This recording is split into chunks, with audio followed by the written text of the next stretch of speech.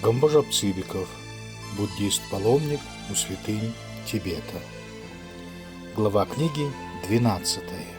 Монастырь Брайбун. Рассказ 1. Путь от Лхасы к Брайбуну. Часть 50. Дорога в Брайбун в большей своей части общая с дорогой на запад по правому берегу Джичу, то есть Кичу или Уйчу. Эта часть дороги, ввиду частых посещений этого большого монастыря, постоянно исправляется, так что представляет одну из лучших дорог во всем Центральном Тибете, где дороги находятся в очень плохом состоянии. Лишь только минуете Бар-Чод-Ден, начинается низкое, заливаемое водой место, по которому на протяжении более 100 сажень идет хорошо утрамбованное, приподнятое шоссе достаточной ширины и никогда не захватываемое водой. Здесь с прекращением шоссе начинается песок вала левого берега искусственной отводной канавы. Возле этого вала на солнцепёке находится 4-5 банаков, то есть жилищ нищих, питающихся подаянием на этой большой дороге. К тому же в этом месте с ней перекрещивается и дорога Линхора. Против этих нищих людей находятся своего рода нищие петухи, которые изгоняют сюда хозяев, не желающие лишать их жизни, но в то же время отказывающиеся держать этих бесполезных и беспокойных птиц в своих курятниках. Эти изгнанники питаются также подаянием благочестивых людей, приносящих им зерно, и проводят скучные дни, развлекаясь лишь обычной дракою, хотя и не имеют предметов ревности. После этого места дорога начинается через канаву, на которой ради дождливого периода устроен каменный мост. В зимнее же время эта канава высыхает, и пешеходы переходят по глухому дну ее. Затем дорога очень расширяется, так как, смотря по времени года и степени заливаемости этого места, она постепенно подвигается налево к песчаному валу, идущему параллельно. Почти на конце второй версты от моста встречается речка, которая требовала бы моста, но которого почему-то не устроено, и пешеходам приходится перескакивать с камня на камень или же проще снимать сапоги и переходить вброд, что не всегда удобно. Затем почти целая верста идет по твердому грунту с мелкой травой, служащей пастбищем городского скота. Тут же пастухи поставили свой шалаш, подле которого сушат тщательно собираемый помет пасомого скота. На конце этого участка протекает быстрая, никогда не высыхающая речка, через которую перекинут каменный мост. На левом ее берегу, в полуверсте от дороги, находится обширный сад, принадлежащий здешнему кашмирскому обществу. В этом саду кашмирцы устраивают пикники и празднества. На юго-западном углу сада находится их кладбище. От последнего моста дорога снова идет по каменному месту, вследствие чего здесь опять выложено шоссе, доходящее до начала подъема в горы.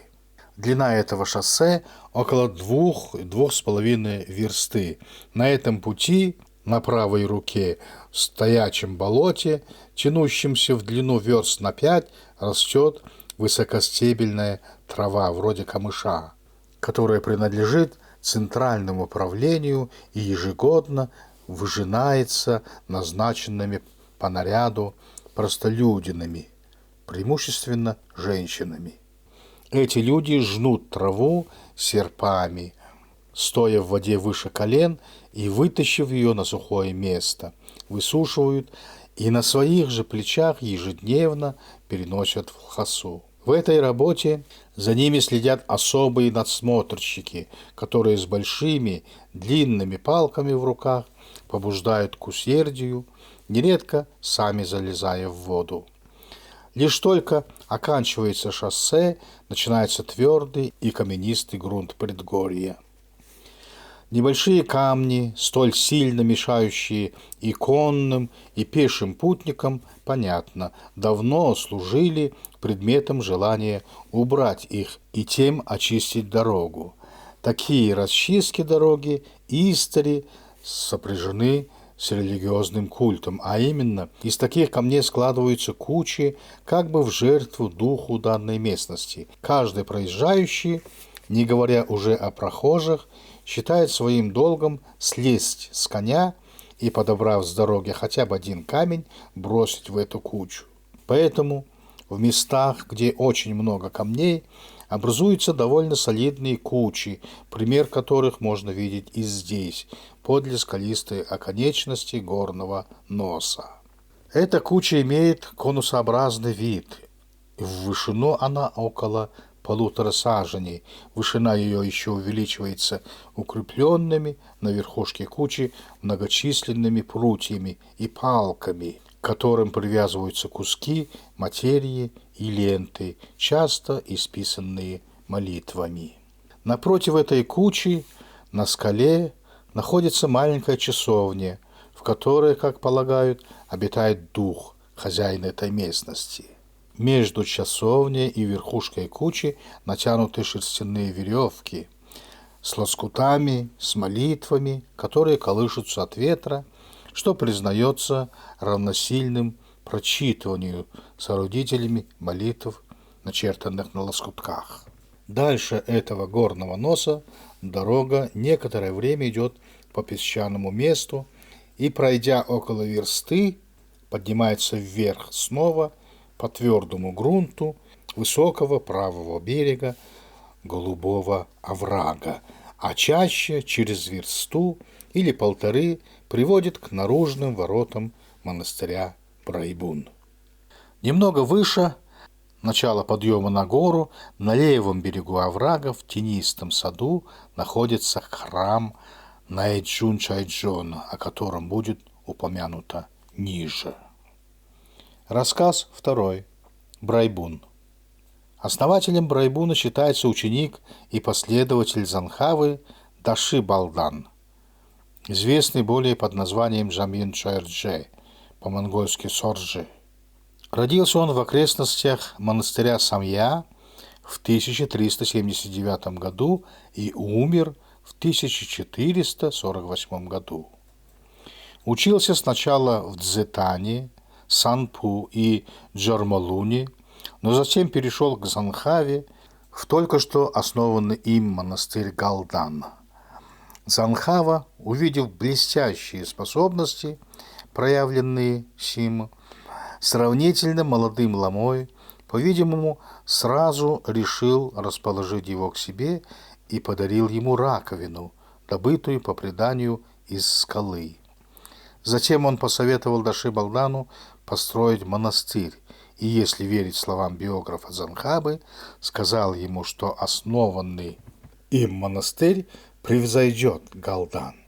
По этому совету, или, может быть, потому, что, согласно преданию, он не сходился в некоторых религиозных вопросах со своим учителем, Даши Балдан в 1416 году основал монастырь Брайбун, полное название коего Балдан Брайбун, блестящая куча плодов. Этот монастырь, являющийся в настоящее время самым большим из желтошапочных монастырей Центрального Тибета, лежит в верстах в 6 или 7 на запад от Лхасы у южной подошвы горы Гэнпил.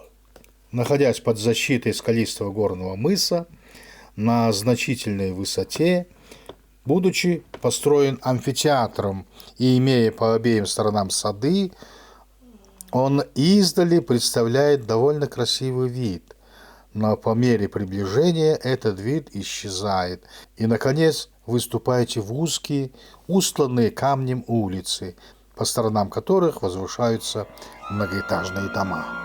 Самые важные святыни, как вообще в ламаистских монастырях, связаны, конечно, с именем основателя.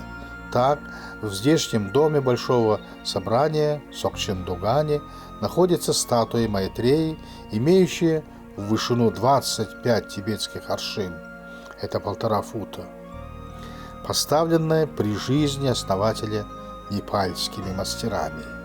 Затем, прежде здесь славилась статуя страшного Ямантаки, по-тибетски Джигжет, освященная великим Санхавой и основателем монастыря.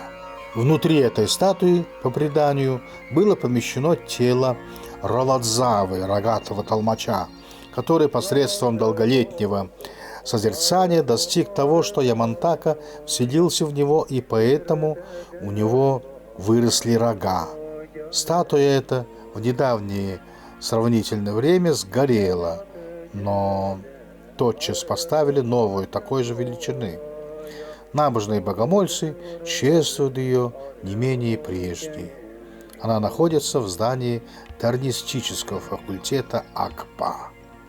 Позади дома Большого собрания находится маленький домик, пристроенный к большой глыбе камня.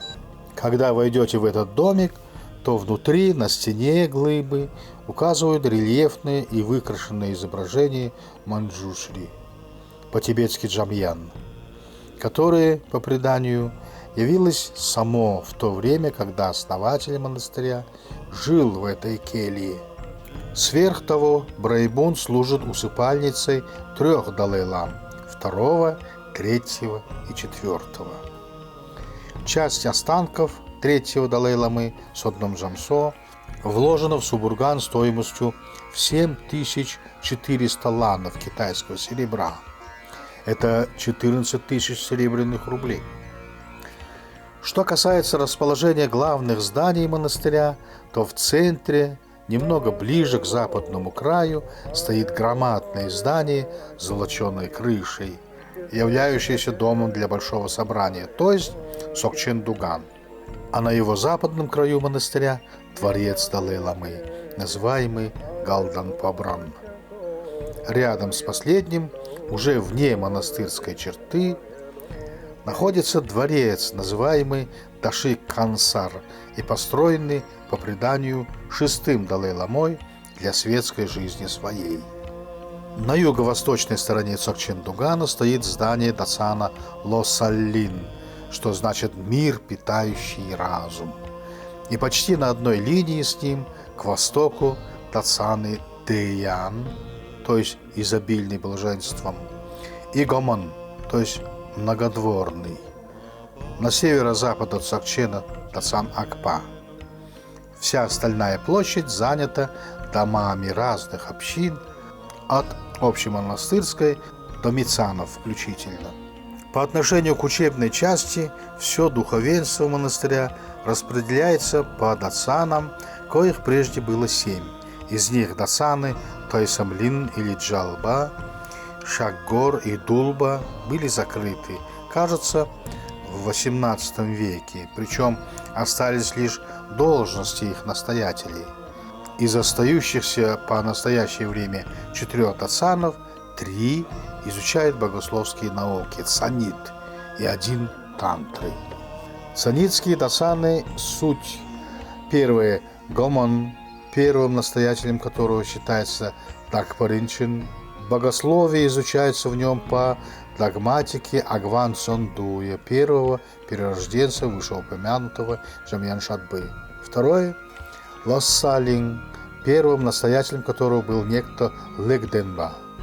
В нем приняты за руководство пояснения не раз упомянутого выше именитого 15-го настоятеля Галдан Сотном Дакпы. Третье – Дзян, первым настоятелем коего считается Джагбажанбал. В нем изучают богословие по толкованиям 5-го Далай-ламы Агван Лобсон Джамсо.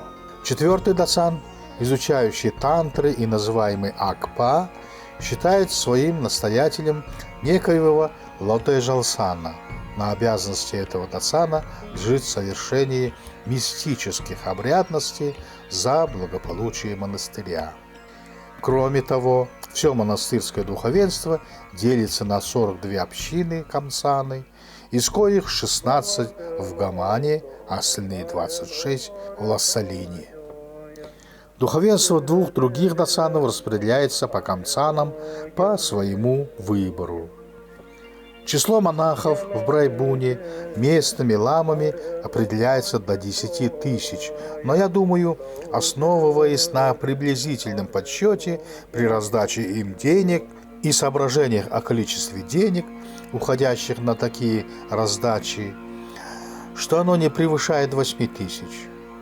По вышеназванным дацанам Гаман, Лассалин, Деин и Акпа монахи распределяются в отношениях 8, 25, 2 и 1. Конец 50 части.